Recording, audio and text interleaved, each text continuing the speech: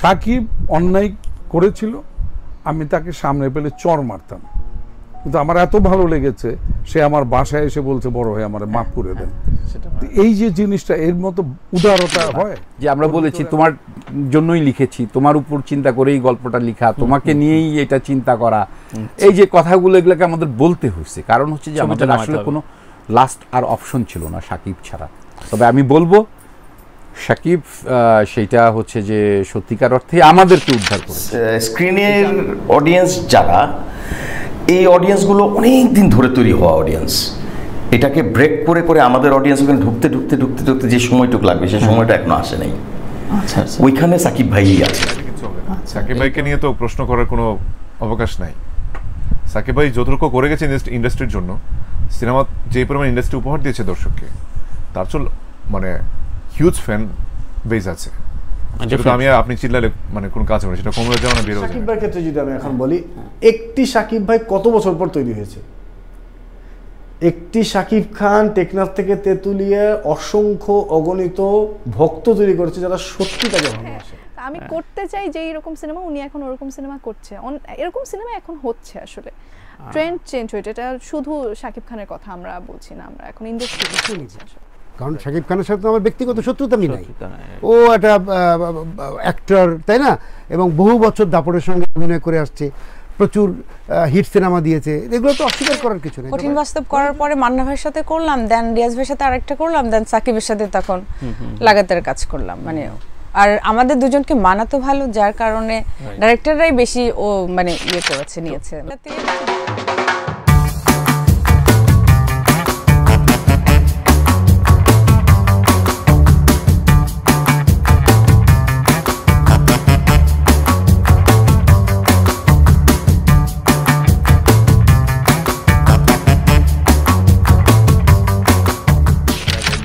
আমি সাকিব সম্বন্ধে বলতে পারি, সাকিব অন্যায় করেছিল, আমি তাকে সামনে পেলে চর মারতাম, কিন্তু আমার এত ভালো লেগেছে সে আমার বাসায় এসে বলছে বড় হয়ে আমার মাফ করে দেন।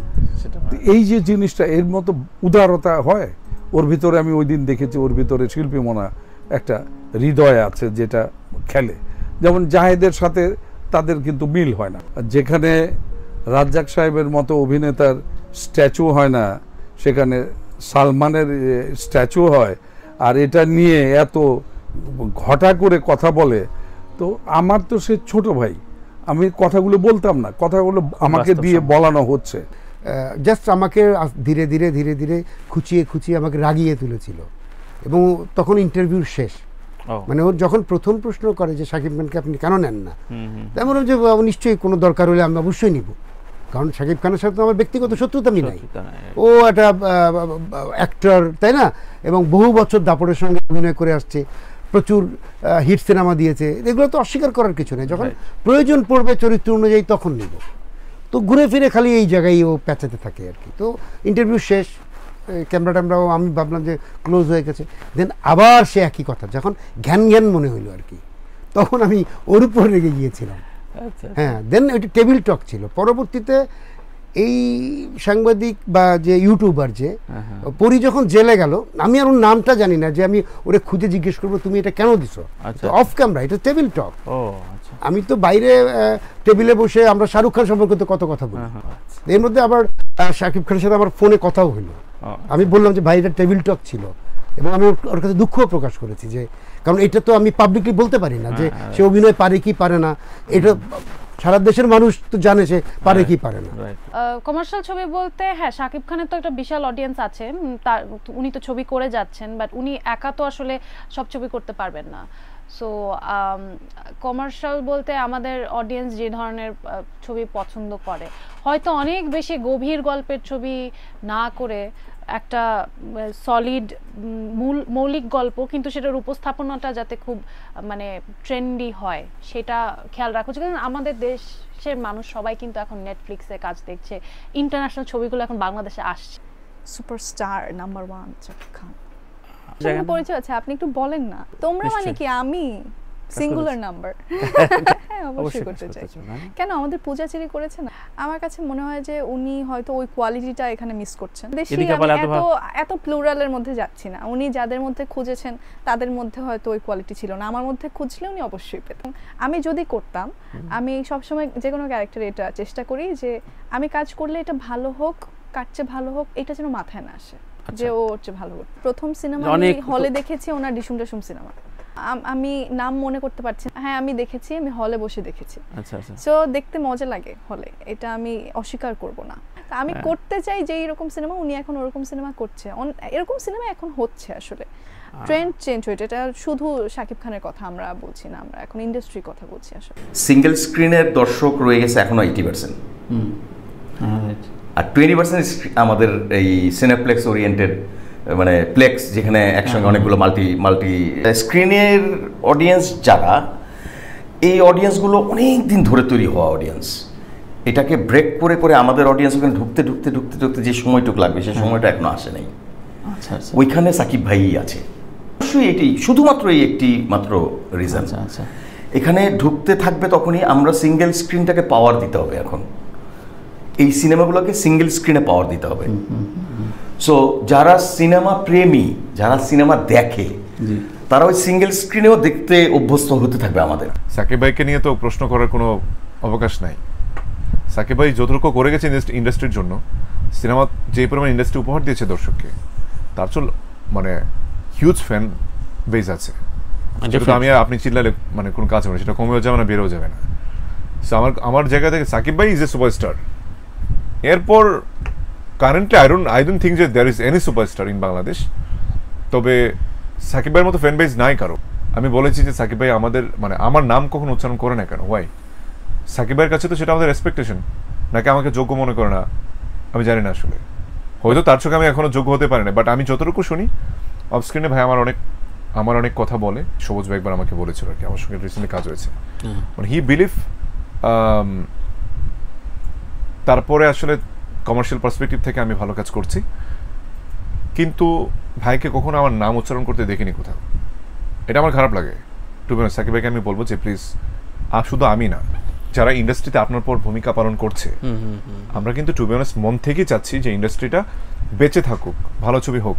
সো সাকিব ভাই কেন আমাদের মানে আমার নাম উচ্চারণ করেনি আমি জানি না, মানে ট্রুথ ইজ অলওয়েজ বিউটিফুল। আমি সবসময় সাকিব ভাইয়ের কথা সবসময় বলে যাই, কারণ এটা অস্বীকার করার কোনো ওয়ে নাই। আর সাকিব ভাই আমার নাম কেন উচ্চারণ করে না বা বলে না বা প্রমোট করে না, আই রিয়েলি ডোন্ট। হ্যাঁ, তারা এসেছে, কেউ মানে আমাকে অবহেলা করেনি। আমার যখনই অ্যাক্সিডেন্ট শুনেছে, সাকিব ধরে আসছে, তারপরে শিমুল আসছে, তারপর আমার ডাইরেক্টর আকবর ভাইয়া ছিলেন, আরমান ভাইয়া ছিলেন, তারপর মানে হসপিটালে নিয়ে যাওয়া পর্যন্ত ওখানে রিয়াজ ভাইয়া, আমির খান ভাইয়া, মানে রুবেল ভাইয়া, মানে আমি এমন কেউ নেই যে আম্মুকে দেখতে আসেনি বা আম্মুকে ভালোবাসে না। মানে আমার থেকে আমার মাকেই বেশি ভালোবাসে, সেই ভালোবাসাটা আমার আম্মু অর্জন করে। শুরুতে সাকিব পরপরই হয়েছে, কারণ রিয়াজ ভাইয়ের সাথে কঠিন বাস্তব করার পরে মান্না ভাইয়ের সাথে করলাম, দেন রিয়াজ ভাইয়ের সাথে আরেকটা করলাম, দেন সাকিবের সাথে তখন লাগাতার কাজ করলাম। মানে আর আমাদের দুজনকে মানাতো ভালো, যার কারণে ডাইরেক্টররাই বেশি মানে ইয়ে করেছে, নিয়েছে। ক্ষেত্রে যদি আমি এখন বলি, একটি সাকিব ভাই কত বছর পর তৈরি হয়েছে? একটি সাকিব খান টেকনাফ থেকে তেঁতুলিয়া অসংখ্য অগণিত ভক্ত তৈরি করেছে যারা সত্যি তাকে ভালোবাসে। একটি মানুষ এতগুলো বছর একটি ইন্ডাস্ট্রিকে একসাথে নিয়ে এগিয়ে যাচ্ছেন। উনি কিন্তু, আমি ওনার ছবি হলে গিয়ে দেখেছি, he has a different level of X factor. হ্যাঁ, different level of X factor, যেটা মানতেই হবে। মানে উনার, কারণ উনি ফিল্মের ওই বড় স্ক্রিনের একটা আলাদা ল্যাঙ্গুয়েজ উনি বোঝেন, যেটা উনি আলাদা জনার হিসেবে তৈরি করেছেন, যেটা সাকিবিয়ান হওয়াটাই স্বাভাবিক। কারণ উনার একটি মানে থাকেন, আমি তো একজন পারফর্মার, উনার একটি ক্লোজ শট বোঝা যায় যে এই ক্লোজ শটটা ওনার মাপা, এবং ওইখানে দর্শক মানে হাই উদাস একটা এক্সপ্রেশন দিবে, খুশি জয় উল্লাস করবে, এবং that's cinema, larger than life.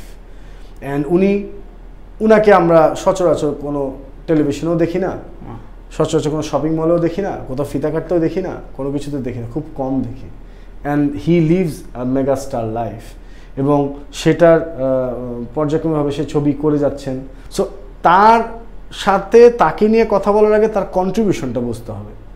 So Shakib ভাইকে সাধুবাদ জানাতে চাই যে উনি নতুনদের কীভাবে অ্যাকসেপ্ট করে নিচ্ছেন এবং নতুনদের সাথে এভাবে কাজ করছেন। হিমেল আশরাফ তার সাথে কাজ করলো নতুন, তারপরে ধরেন আদনান ভাই ভার্সেটাইল মিডিয়া, উনি তো ফিল্ম প্রডিউস না করে অন্য কিছুই করতে পারতেন, নাই করতে পারতেন। এখন যে অবস্থান স্পেশালি অন্য যে কোনো ট্রেড উনি করতে পারেন, he can earn hell lot of money উনি ঠিকঠাক মতো কাজ করে, এবং উনি সেটা কেপেবল অফ।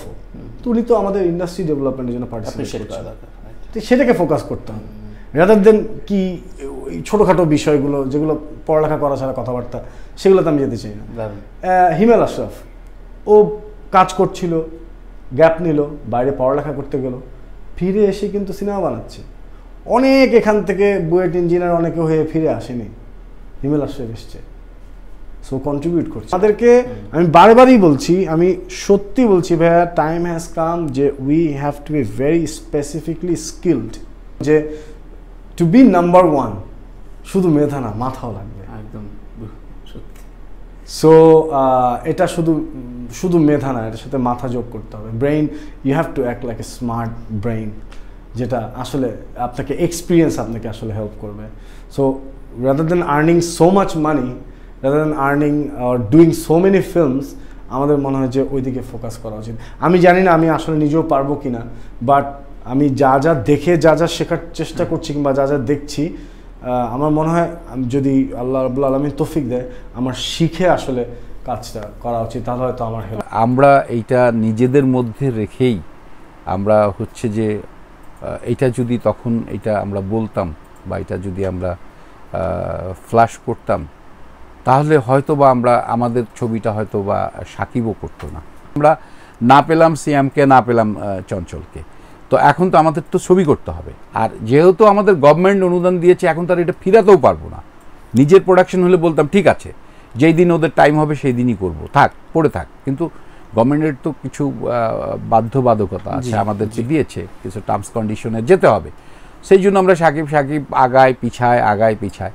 কিন্তু যখন সাকিবকে বলা হলো যে অলিক শো, আমরা যখন বললাম, ওর বাসায় মিটিং করলাম, মিটিং করে যখন বলা হলো যে তুমি গল্পটা শোনো, তুমি যে ছবি করবা আমরা সেটা বলছি না তোমাকে, তুমি গল্পটা শোনো, গল্পটা যদি ভালো লাগে তাহলে তুমি ছবিটা করো।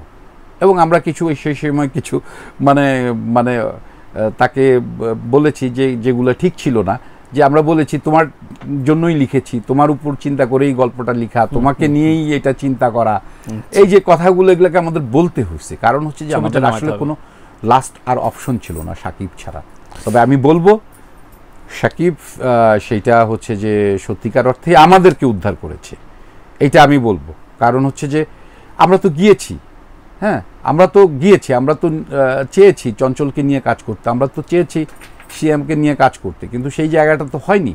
তো সাকিব তো লাস্ট পর্যন্ত হচ্ছে যে এখন এই ধারা বলি ওই ধারা বলি, শেষ ধারা তো সাকিব তো আমাদেরকে শেষ ধারাই তো আমাদেরকে বাঁচালো অ্যাকচুয়ালি। তাহলে সাকিব না করলে কিন্তু আর আসলে সেইভাবে আমি এই যে এত বড় বিগ বাজেট একটা ছবি করছি সেটার আর কাস্টিং ছিল না। কিন্তু সাকিবের কাছে এই জন্যই আমরা বলি যে সাকিব হয়তো বা একটু তার ইয়ে আছে, এখন আমরা ওই সান্ত্বনায় যাই আর কি, যে সে যাই হোক আমাদেরকে উদ্ধার করছে।